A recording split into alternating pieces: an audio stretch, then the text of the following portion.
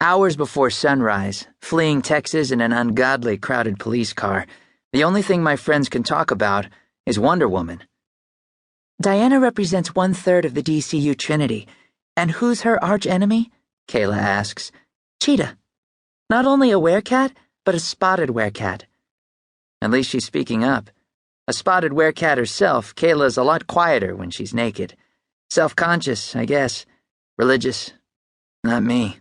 I'm a dashing, cougar-like cat myself, with jet-black fur and animal form. I love my body. This is significant. Why? Jess asks from behind the wheel. Like everybody else up front, she has her clothes on. Shifters are people. They are terrific people, terrible people, most fall in between. Why can't a wereperson be a villain? Because the hero is Wonder Woman? Wereperson is a sometimes preferred term for shifter. I don't mind either one, so long as nobody's calling me a freak of nature or a monster, or insulting my hair. We're in no way supernatural, even if our bodies can perform a few tricks that are beyond our human cousins. We're no recent mutation either. We trace our evolutionary line back to at least the Ice Age. That's not breaking news. Werecats and, for that matter, werewolves and weredeer and raccoons and vultures, among others, have been common knowledge among Homo sapiens since the mid-1800s. Some humans, like Jess and Aimee, are cool with us. But the rest, not so much. The not-so-much crowd, they're the majority. Or at least, they're louder. The great thing about being in a cop car is that other vehicles give us wide berth. I don't like it, though. Aimee's sitting on Clyde's lap with the seatbelt stretched across them. We're doing 75 miles per hour, and I've only got one best friend. She'd be safer back here. It's cramped, but she's tiny, and it's not like she has to touch my naked bod. Not that I'd blame Clyde for objecting. I am irresistible.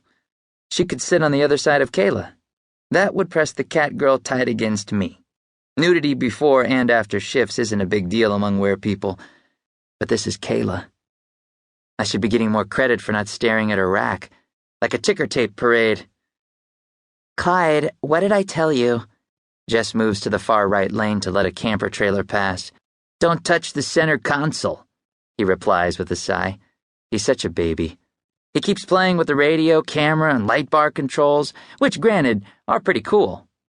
We debated taking back roads, or at least avoiding tolls, but ultimately decided that I-35 North, the fastest route to Oklahoma, was worth the risks. Not for the first time. I strain against the cuffs and feel the metal give a bit. If I had the strength of a werebear, I'd be free by now. Kayla and I discussed trying to shift ourselves free, but trapped in this position, my head bent from the low ceiling, our arms restrained behind our backs. No way. That's not superficial stage 1 stuff, like fur, eyes, claws, teeth. We could throw a joint out of socket or puncture a lung with a rib bone.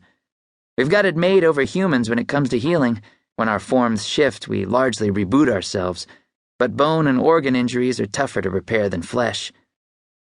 Werepeople are portrayed as arch-villains a lot, Aimee points out. Cheetah isn't supposed to be an Asionics jubatus sapiens like Kayla, but I doubt most Wonder Woman fans put much thought into the difference. Are we still talking about this? The squad car has been pro-cleaned, but somebody threw up in this back seat within the past couple of weeks. I'm getting a headache, and it's not helping that Kayla's chihuahua won't shut up. Most small animals panic in the presence of werepredators. It's novel that, because he's Kayla's, Peso is so comfortable around us. Still, we should have left him in Pine Ridge. If he scrambles over my junk one more time, I swear. Better an arch-villain than a sorry-ass villain, Clyde chimes in, scratching his freshly grown beard. He's a wild card shifter, half lion, half possum. He can choose between forms. Staying clean-shaven is key to passing as human, at least until we're out of high school. Passing, hiding in plain sight in human form, is the way most of us survive, especially urban shifters, but even country boys, like I used to be, do their best to act average. There are species-only communities like wolf packs, but cats are too independent for that sort of BS. Besides, Clyde goes on, Cheetah started out as a pathetic Homo sapiens woman in a cat suit. It helped enormously to reinvent her like that. Think about